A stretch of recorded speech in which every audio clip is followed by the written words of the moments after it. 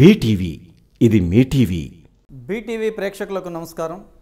నేను మీ జర్నలిస్టు రాంబాబు నాయుడు. ఈసారి నిరాహార దీక్ష అంటూ చేయాల్సిన అవసరం ఏర్పడితే అది చంద్రబాబు నాయుడుతోటే చేయిస్తానంటున్నారు ముద్రగడ పద్మనాభం.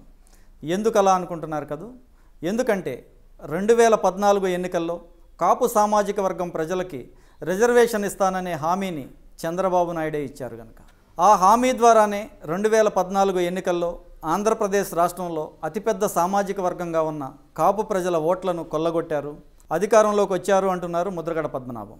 కాపుల ద్వారా అధికారాన్ని చేజిక్కించుకున్న చంద్రబాబు నాయుడు గత 3 సంవత్సరాలుగా కాపులకిచ్చిన మాటను మర్చిపోయి కాపులను నానా చిత్రహింసలు పెడుతున్నారని, అందుకే కాపు ప్రజల తరపున తాను ఒక ఉద్యమాన్ని నడిపిస్తుంటే దీనికి అండగా నిలబడుతున్న కాపు సామాన్య ప్రజలందరినీ గత తుని సంఘటనను పురస్కరించుకొని కాపు సామాజిక వర్గంలోని సామాన్య ప్రజలను అనేక సార్లు భయపెట్టే ప్రయత్నం చేసింది చంద్రబాబు నాయుడు ప్రభుత్వం అంటున్నారు ముద్రగడ పద్మనాభం.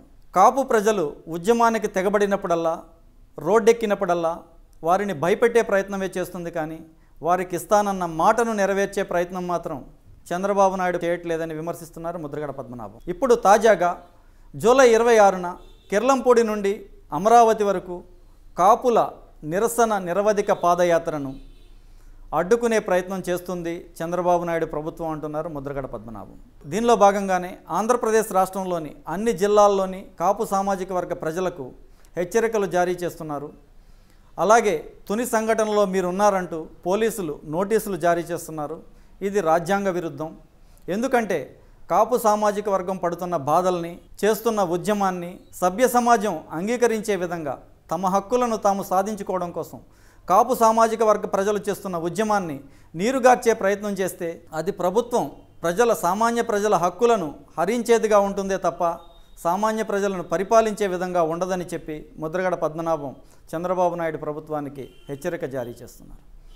అనేక సందర్భాల్లో కాపు ఉద్యమాన్ని నీరుగార్చే ప్రయత్నం చంద్రబాబు నాయుడు ప్రభుత్వం చేశారని, ఇప్పుడు తాజాగా కాపు సామాజిక వర్గ ప్రజలను భయభ్రాంతులను చేసే విధంగా చంద్రబాబు నాయుడు ప్రభుత్వం ఏదైతే ప్రయత్నం చేస్తుందో ఆ ప్రయత్నాన్ని తక్షణమే విరమించుకోవాలని, లేని పక్షంలో ఇది చంద్రబాబు నాయుడు కాపు సామాజిక వర్గ ప్రజల పట్ల వ్యవహరిస్తున్న పక్షపాత చర్యగా పరిగణించాల్సి వస్తుందని ముద్రగడ పద్మనాభం చెబుతున్నారు. అయితే ఎవరు ఎన్ని ప్రయత్నాలు చేసినా, చంద్రబాబు నాయుడు ప్రభుత్వం ఎన్ని ఆటంకాలు సృష్టించినా, ఎన్ని అడ్డంకులు సృష్టించినా తాను కాపు సామాజిక వర్గ ప్రజల మద్దతుతో కిర్లంపూడి నుండి అమరావతి వరకు నిరవధిక పాదయాత్ర చేసి తీరుతానని ఘంటాపదంగా చెబుతున్నారు ముద్రగడ పద్మనాభం. అయితే తాను ఉద్యమాన్ని ఉధృతం చేసినప్పుడల్లా చంద్రబాబు నాయుడు చేస్తున్న ఏకైక చర్య కాపు సామాజిక వర్గ ప్రజలను భయభ్రాంతులను చేయడమేనని, ఇది ఇప్పటికైనా చంద్రబాబు విరమించుకోవాలని, ఎందుకంటే సమాజంలో కాపులు కూడా సమభాగమని, సామాజిక ప్రజలేనని, సామాన్య ప్రజలేనని చంద్రబాబు నాయుడు ప్రభుత్వం గుర్తించాల్సిన అవసరం ఎంతైనా ఉందంటున్నారు ముద్రగడ పద్మనాభం. కాపులను శత్రువులుగా చూడొద్దు, ఒక సామాన్య ప్రజలుగా చూడండి. వారి హక్కుల కోసం వారు పోరాటం చేస్తున్నారు. సాధ్యమైతే వాటిని తీర్చండి, కాపు రిజర్వేషన్ను ప్రకటించండి.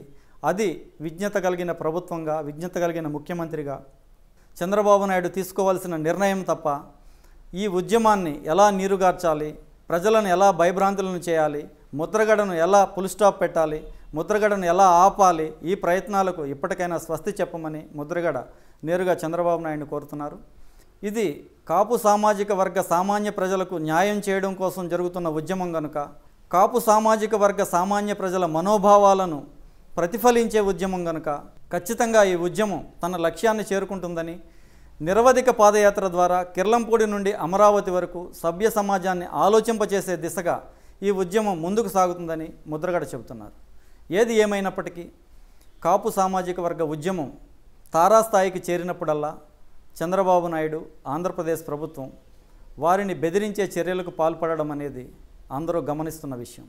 ఇప్పటికైనా కాపు సామాజిక వర్గ సామాన్య ప్రజలు చేస్తున్న ఉద్యమాన్ని ప్రభుత్వం సానుకూల దిశగా ఆలోచించాలని, దానిని పరిష్కరించే దిశగా ఆలోచించాలని ముద్రగడ పద్మనాభం కోరుకుంటున్నారు.